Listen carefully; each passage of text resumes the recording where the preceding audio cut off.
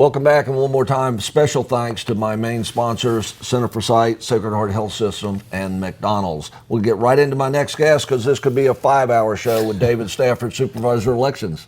Good morning. Great to have you. Evening, wherever. Well, it'll be on all different times, all right. David, so you're absolutely right. Good morning, noon, and night. Right, you can absolutely. say that and it'll work.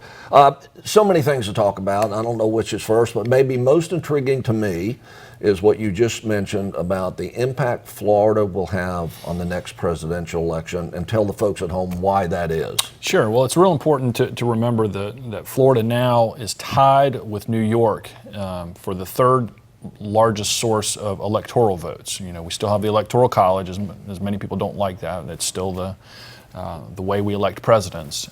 So the top two, of course, are California and Texas. And then if you look at the four most populous states, we're the only one. Florida's the only one that's, I think, universally considered a swing state, because you've got California and New York, who over the past 20 to 25 years has traditionally voted Democratic at the presidential level, and then of course Texas votes Republican. Then you have Florida, who is literally swung back and forth. And so what that means is, come next year in 2016, it's going to be, as the late Tim Russert said, it's all about Florida, Florida, Florida. Right. And it will be that way again, because by all, I think it's shaping up to be a competitive open seat again, like we saw in 2008, because obviously President Obama can't run for re-election. Right. So it's going to be a hectic, busy, fun season next year. You know, what's interesting is if you only looked at the Florida House and the Florida Senate, you say, oh my gosh, that's an overwhelming Republican state, because it's 80-40, give or take, in the House, and 25-15, give or take, in the Senate, and that Republican over Democrat.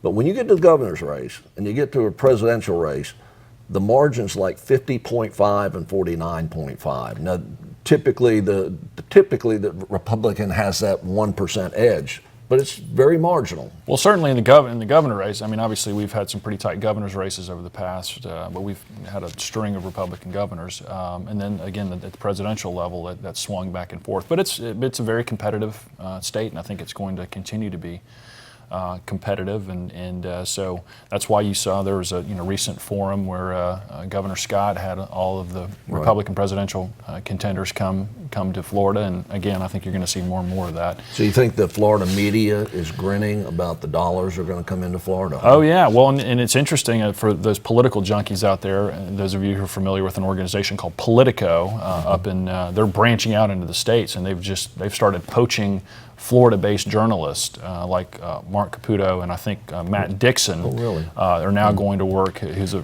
pretty well-regarded Tallahassee political reporter. They're now going to work for Politico. They're opening up a branch, and so it's interesting. Things are changing. Another thing that's well worth mentioning, when I first ran for office in 1988, the voting demographics were much different than they are today.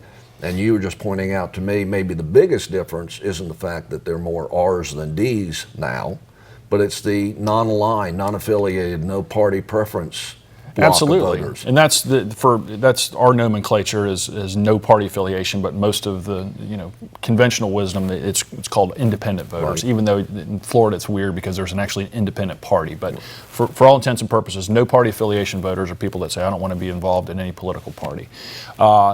20 years ago, when we started keeping track because of the National Voter Registration Act, we had about 5% of the voters fell into that category. Now it's 18%. That's like a 300% increase. And what you see when you dive into those numbers is a lot of those are younger voters when they register for the first time, and then when they start getting older is when they start veering off into one of the two major political parties. But I mean, it is a huge block of voters. We actually have some counties now in the state of Florida where no party affiliation is the second. In other words, it goes one of the two major parties, either Democrat or Republican, then no party affiliation, and then the other political party. That's a huge shift, and it really has got some interesting implications because we're still a closed primary state. And so the way that elections are going to be run moving forward. You obviously have been doing a good job on a lot of fronts, but one thing that is impressive to me is the percentage of population in our county that are registered to vote. I'm disappointed, as I know you must be, that the number who do vote sometimes can be scaringly small, if you will. Absolutely. But you've got people registered in this county. What's that number you gave me before? It's usually our numbers run between 85 and 90% of what's called VAP, voting I age bet population. everybody would miss out on pop quiz. Because we get the numbers like 22% showed up for this race and 38%. Right. But you've got 85. And that's of the registered number. And the good news is in presidential elections, the last two presidential elections were at 80% in 2000, 80% turnout in 2008, which is pretty difficult to get above 80%.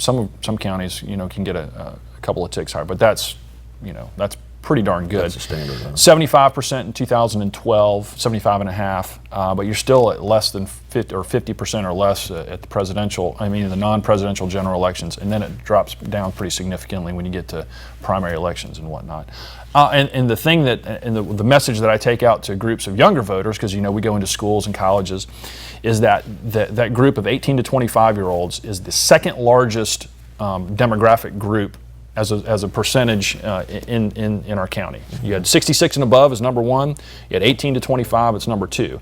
But when you look at the last general election in 2014, who actually turned out, 72%, or basically 3 out of every 4 of the 66 and above turned out, and 23%, or 1 out of every 4, of the 18 to 25-year-olds turned out. So, David, obviously, all those days of the year when you're not sitting in the office counting ballots, you're doing a lot of outreach work. You're out. You must be on the college campus. You must be out at Pensacola Christian. You must be at Pensacola State, and even down to the high school level. I suspect you're doing. Well, we were at in the Sunshine State Readers in elementary school, so we try to get we try to get them, and we'll bring the voting machines in and actually have them vote.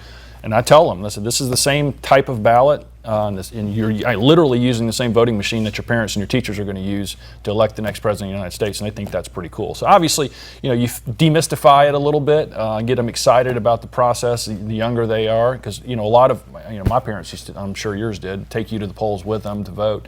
A lot of these kids today don't have that opportunity for whatever reason, and so we try to get them excited about the process as early as we can. So when they do get a voting age, they'll be more likely to participate. And one of the cool things, Florida gets a bad rap as far as elections, and so some of that was deserved. But one of the many things that we do really well here is that we have the ability for 16 and 17-year-olds to pre-register to vote. They go through the same process as anybody else. We just sort of hold them in waiting. We go through the same verification process, and on their 18th birthday, we automatically send them a voter registration card with a welcome letter, and so they don't need to do anything else. And we get a lot of new voters that way, which is, they go into the driver's license office to get their driver's license at 16, God help us, and then they're obviously, then at that point, they're actually, by law, have to be eligible to be pre-registered to vote, and so. We only have a couple of minutes left. Yeah. One more question I know you get all the time is, after the voting booth closes, what's the time gap? What's driving that time gap that I can't push a button and know it's 177 for one person and 122 for the other? Well, you know what? That's a softball question these days for me, because I know you must get we have in the 2014 election, we used for the first time secure wireless modems to get these unofficial, again, remember, and that's the one thing that everybody forgets, is all these results that come in on election night and even the couple days after are all unofficial until we as the canvassing board certify them. But in the 2014 election, we had 76 out of our 79 precincts were fully reporting by 7:30. Polls closed at 7. Impressive. And so that's something we've made great strides on. It's a little difficult because there's always a rush to get that information. Is that a county-by-county activity? That is a county-by-county activity. So you've taken the leadership to make sure Escambia's at the front of the line and getting that work done?